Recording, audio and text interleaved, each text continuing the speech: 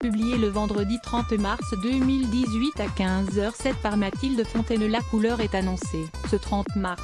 Alors que l'on pensait l'ambiance bon enfant, les nerfs sont vite montés au sein du tribunal de grande instance de Nanterre. C'est de ce lieu que se joue le deuxième acte du procès autour de la succession de Johnny Hallyday. Après avoir demandé un report de l'audience le 15 mars dernier pour pouvoir consulter des éléments envoyés par les défenseurs de Laetitia, les avocats de Laura Summer et David Hallyday sont en charge de faire valoir le désir de leur client, à savoir une mesure conservatoire sur le patrimoine immobilier du rocker et surtout, un droit de regard sur le dernier album qui sortira à titre posthume. Procès Hallyday, les avocats de David et Laura continuent de provoquer Laetitia en l'appelant Madame Boudou dès les premières minutes.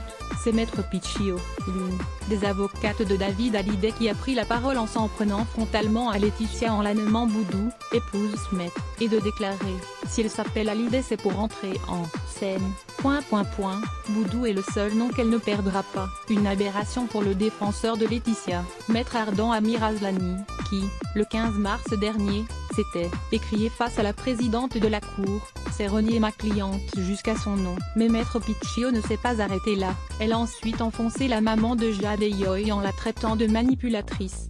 Procès Johnny Hallyday, pourquoi Laetitia est assignée en justice en France? On vient nous dire qu'on orchestre une campagne médiatique, on nous a accusé de traiter Madame Boudou de gangster et de sorcière, elle n'est pas tout ça, a déclaré Madame Piccio, et de lancer, c'est une communicante hors pair et une sacrée manipulatrice. Elle manipule l'opinion publique depuis 15 jours.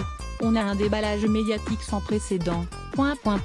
Il y a plus de communicants que d'avocats ici. Notre point commun, c'est la défense de la mémoire de Johnny. On avait peut-être ce point commun. Eh bien non, même ça, nous ne l'avons pas en commun. Cette flopée de communicants, pour redorer le blason de Laetitia, vient ternir Johnny Hallyday, venir ternir son image et la salir pour inverser l'opinion publique.